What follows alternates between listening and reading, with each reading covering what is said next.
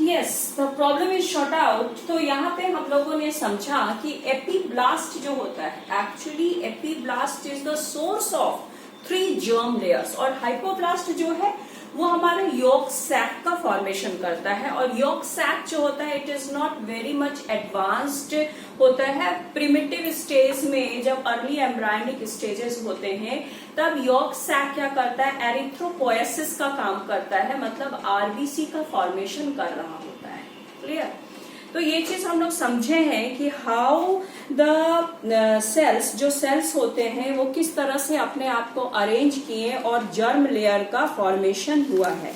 Now आपके book में कुछ एक इम्पॉर्टेंट पॉइंट जो लिखे हुए हैं वो मैं पढ़ना चाहती हूँ, इसको मैं रब करती हूँ क्योंकि ये जो पार्ट हो गया ये आपके बियॉन्ड एनसीईआरटी का पार्ट है। क्लियर ना? अब देखिए क्या हो रहा है यहाँ पे, जो आपके एनसीईआरटी बुक में लिखा है उतनी बात मैं बोलती हूँ अब, ठीक है।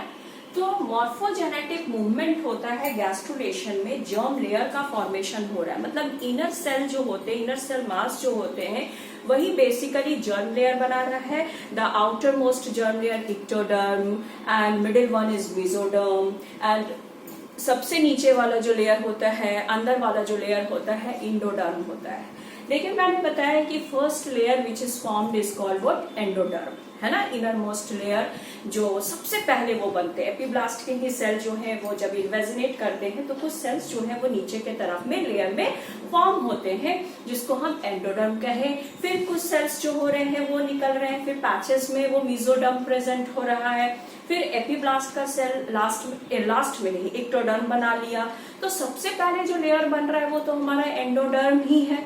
तो यहाँ पे एंड एक पॉइंट और एनसीईआरटी में मेंशन है कि inner cell mass contain a special type of cell which is called stem cell, है ना। Stem cell inner cell mass में, in the inner cell mass contain what, contain stem cell, है ना। इसमें stem cell present होते हैं and this stem cells has the potential, it is a totipotency type of cells. Totipotency means it has the power to regenerate the whole organs, है ना। अलग अलग organs को ये बनाने का इसमें पावर होता है। It has a potency to regenerate the organs, tissue, है ना। तो stem cell is very important, है ना। स्टेम सेल्स जो होते हैं अम्बिलिकल कॉर्ड में भी प्रेजेंट होते हैं। क्लियर? तो ये बात आपकी लिखी हुई है। It needs to be mention here that the inner cell mass contain certain cells which is called what, stem cells, which have the potency to give rise to all different type of tissues and organs. मतलब हमारे body में जितने भी organs देख रहे हो ये 3 germ layer का ही बना हुआ है। क्लियर? तो ये बात क्लियर हो गई है। नाउ अब यहाँ पे गैस्ट्रुलेशन अगर आपको बहुत अच्छे से समझ में आ गया है तो हम लोग कुछ ऑर्गेनोजेनेसिस को भी समझते हैं एंड फेट को समझेंगे। सबसे पहले कि what is the fate of endoderm. तो आप लोग बोलेंगे, तो मैंने कुछ एग्जाम्पल्स यहाँ लिख दिया है। Endoderm are responsible for formation of gut, जो गट होता है, एलिमेंट्री कैनाल जो होता है, from colon to what, pharynx to colon, वही बना रहा है। मिडिल ईयर जो होता है हमारा वही बना रहा है। इंडोडर्म, टंग, यूरिनरी ब्लैडर, पिट्यूटरी ग्लैंड, तो हम लोग पढ़ते हैं ना pituitary gland originate from, origin इसका क्या है, इंडोडर्म, मतलब कहाँ से बने हैं तो एंडोडर्म ने बनाया है। मेसोडर्म हो गया, मसल्स हो गया, कनेक्टिव टिश्यू हो गया, एड्रिनल कॉर्टेक्स हो गया, mesodermal in origin. Ectodermal pigment cell हो गया, ब्रेन, स्पाइनल कॉर्ड, ब्रेन हो गया, स्पाइनल कॉर्ड हो गया, पिनियल ग्लैंड हो गया, these are form from ectoderm, मतलब इक्टोडर्मल इन ओरिजिन है। तो कुछ फेट हम लोग यहाँ पे समझे हैं कि what is the fate of these layer, है ना। ये लेयर है क्या चीज को बनाने के लिए रिस्पॉन्सिबल होते हैं। Clear? Now next is what, हम इसको ट्राइमेस्टर में जो पूरी प्रेगनेंसी है इसको हम लोग ट्राइमेस्टर वाइज समझेंगे कि फर्स्ट ट्राइमेस्टर में कौन से ऑर्गन का फॉर्मेशन होता है, सेकंड ट्राइमेस्टर में क्या होता है, थर्ड ट्राइमेस्टर में किस चीज का फॉर्मेशन होता है। तो आपके एनसीईआरटी बुक में लिखा है कि the human pregnancy has 9 month की ह्यूमन प्रेगनेंसी होती है। गेस्टेशन पीरियड जिसको हम बोलते हैं इट इज ऑफ 9 मंथ। वो कितने मंथ का होता है, 9 मंथ का होता है। तो सबसे पहले find out In human beings, after 1 month of pregnancy, the embryo's heart is formed. सबसे पहले हार्ट का बनना बहुत जरूरी होता है. And you may feel, जब आप डॉक्टर बनोगे तो आप ये फील कर सकते हो, स्टेथोस्कोप लगा के वो फील कर सकते हो कि बच्चा जो है अंदर में जो डेवलप कर रहा है उसमें हार्ट बीट आपको सुनाई देगी, है ना. Heart sound carefully through the stethoscope. By the end of the second month of pregnancy, the fetus develop limb and digit, है ना. तो फर्स्ट मंथ में हार्ट का फॉर्मेशन हो गया, सेकेंड मंथ के एंड तक लिम्स एंड डिजिट, लिम्स हाथ हो गया, पैर हो गया, डिजिट हो गया, फिंगर्स वगैरह का फॉर्मेशन हो जाता है सेकेंड मंथ में. And by the end of 12 weeks, मतलब फर्स्ट ट्राइमेस्टर तक, most of the major organ systems are form. जितने भी मेजर ऑर्गन्स होते हैं वो सारे के सारे फॉर्म हो जाते हैं. मतलब ये पता चल गया कि जो फर्स्ट ट्राइमेस्टर होता है, फर्स्ट ट्राइमेस्टर तक हमारा मेजर ऑर्गन्स जो होता है वो पूरा का पूरा मतलब एक शेप ले लेगा. मेजर ऑर्गन्स जो होते हैं वो बन जाते हैं. ठीक है, तो यहाँ पे याद रखना है the limbs and external genitalia organs are well developed, है ना. एंड द फर्स्ट मूवमेंट जो होता है एंड हेयर्स जो head usually observe during the 5th month. And 5th month में हम लोग देखेंगे कि मूवमेंट भी होता है.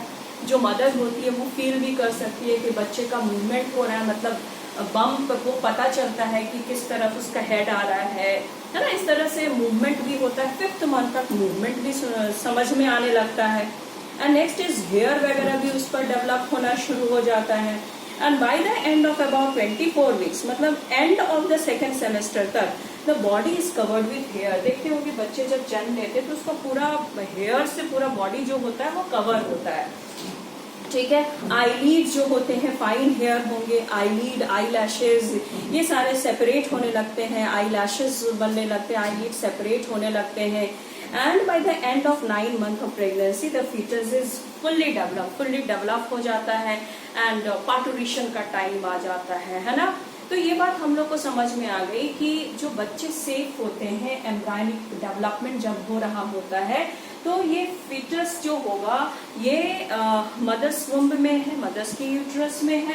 एंड यहाँ हम लोग देख रहे हैं ये फ्लूइड में प्रेजेंट होता है. ये किसमें प्रेजेंट है? एक फ्लूइड जिसको हम एमनियोटिक फ्लूइड कहेंगे, वहां पे वो प्रेजेंट होगा, फुल्ली डेवलप होता है. तो इस तरह से हम लोग समझे कि first trimester, second trimester and third trimester में क्या क्या बनते हैं. तो फर्स्ट ट्राइमेस्टर में याद रखना है कि मेजर ऑर्गन्स जो होते हैं, सबसे पहले हार्ट का फॉर्मेशन हुआ.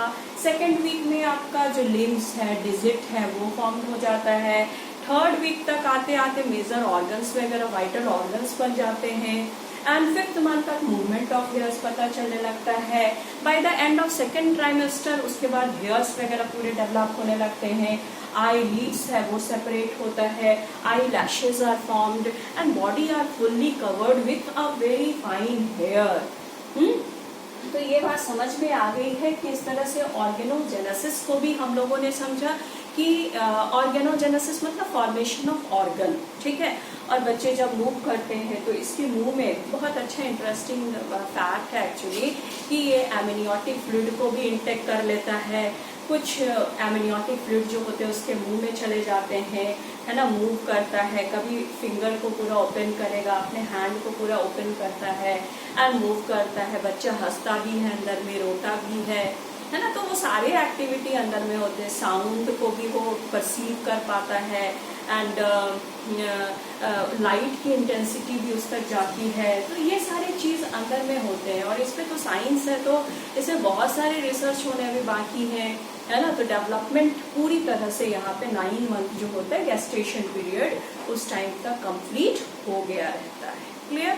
तो अब जो पूरा डेवलपमेंट अगर हो जाएगा तो अब टाइम किसका आता है? पार्टुरेशन एक न्यूरो एंडोक्राइन कॉम्प्लेक्स मैकेनिज्म होता है. पार्टुरेशन कैसे होता है ये हम लोग समझेंगे नेक्स्ट वीडियो में, प्लस लैक्टेशन को मैं भी बता दूंगी. क्लियर? तो ये पूरा चैप्टर यहाँ आपका खत्म हो जाता है. ओके, पढ़ो फिर.